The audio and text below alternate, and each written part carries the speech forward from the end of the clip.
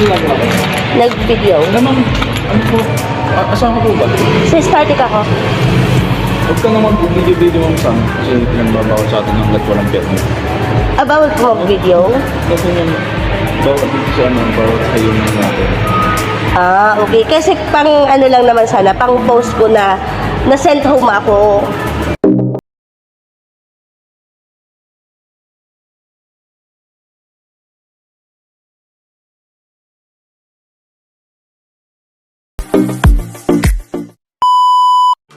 Hi guys, so bali na sent home nga ako, pinauwi ako ng nurse ng aming company kasi nga hindi maayos ang aking pakiramdam that time and ubo ako ng ubo.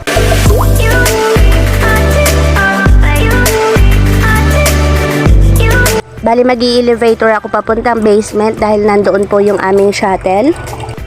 At pagdating ko sa basement, ganito nga ang nangyari. Ba? Ano ginagawa ko?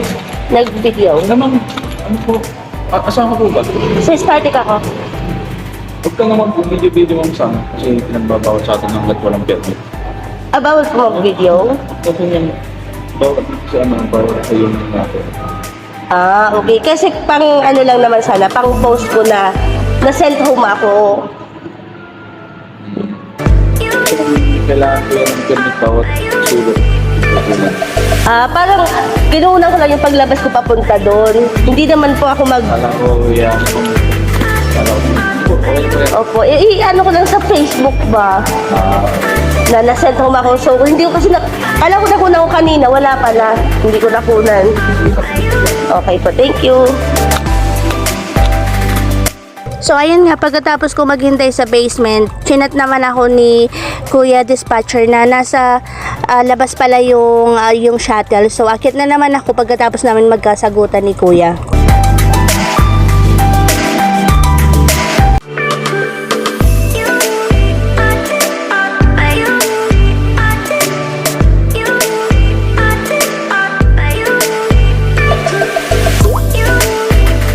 So ayun nga, sumakay na nga agad ako ng van. Tapos ang dilim-dilim pag sakay ko. Tapos ako lang naman yung pasahero kaya pag sakay ko umalis na agad si Kuya driver. And hinatid na nga ako dito sa may bahay namin sa West Zamora.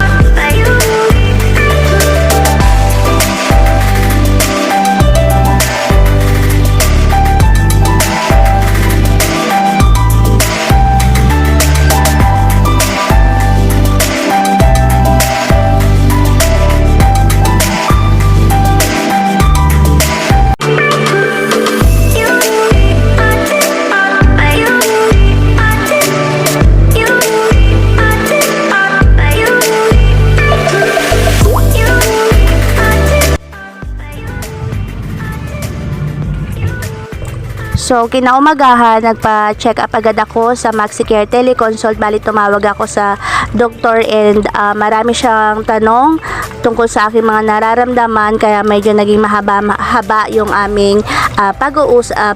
And after that, nagpa-konsulta na ako sa clinic na accredited by MaxiCare.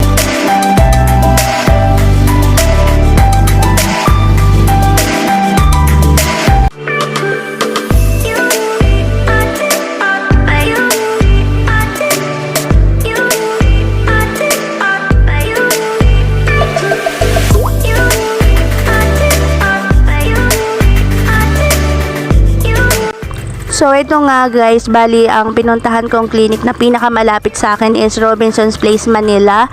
Dito ako magpapa-x-ray kasi isa yun sa pinapagawa or recommendation ng doktor na aking tinawagan. Tapos ayan guys, pagkatapos ng x-ray dito, bibilin ko rin yung mga gamot na kanyang niresita para sa aking ubo. Patawid na nga ako ng kalsada, kaso lang marami yung mga sasakyan. Kaya major struggle. Tapos naghanap pa nga ako ng face shield kasi akala ko kailangan pa ng face shield sa clinic dahil last year nung annual physical exam namin, hinanapan ako ng face shield. So akala ko kailangan pa ng face shield sa clinic. Kaya ayun, pero wala nang facial na nagtitinda, kaya okay lang ngayon. I-try ko na, baka pwede na kasi maluwag na ngayon. So ayun guys, bali pumasok na nga ako ng mall, and ang una kong hinanap dito or sinearch is MaxiCare kasi hindi ko matandaan yung pangalan ng clinic. Tapos wala pong lumabas, at ang sunod na aking sinearch is clinic kasi doon ako pupunta, pero iba naman yung mga lumalabas, kaya pumunta na lang ako sa fourth floor kasi alam ko sa fourth floor yung location ng clinic na yon.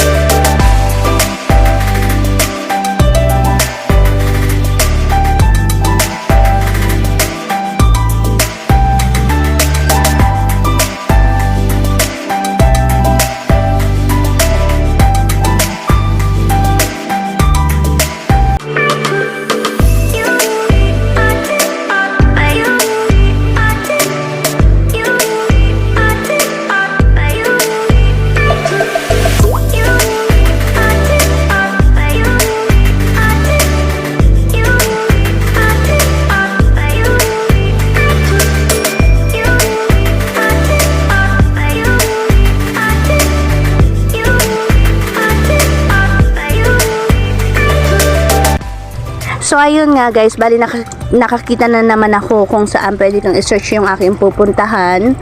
And ang una kong search is clinic. And ayun, ganun pa din. Although alam ko na ganun ang lalabas ulit, pero syempre gusto ko lang i-try.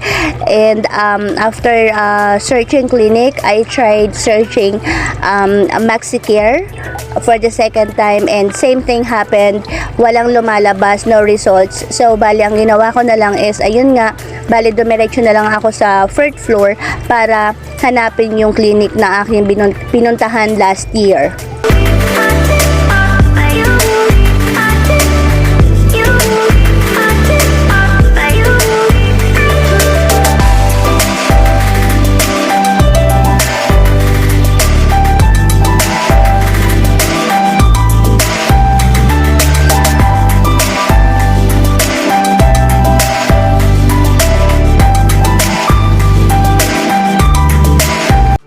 So ayun nga, bali nahanap ko na yung clinic na aking hinahanap, which is My Health Clinic dito sa 4th floor ng Robinson's Place, Manila. And ito, bali paakyat na ako. Before, merong mga receptionist dito sa baba or nurses, pero this time, bali nasa taas na sila kasi hindi na masyadong mahigpit. And of course, hindi ako masyadong nag-video doon sa loob for privacy. And ito yung aking queue number.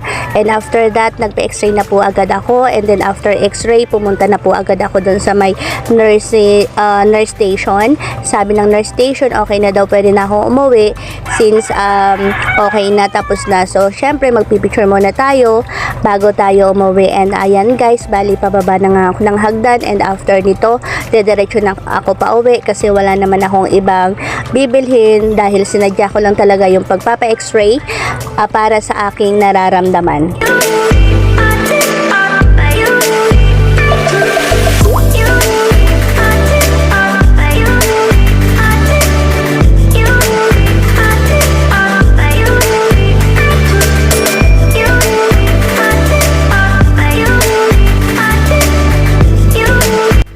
So ayun lang guys, bali hanggang dito lang yung aking video kasi medyo tinamad ako. So maraming salamat sa panonood.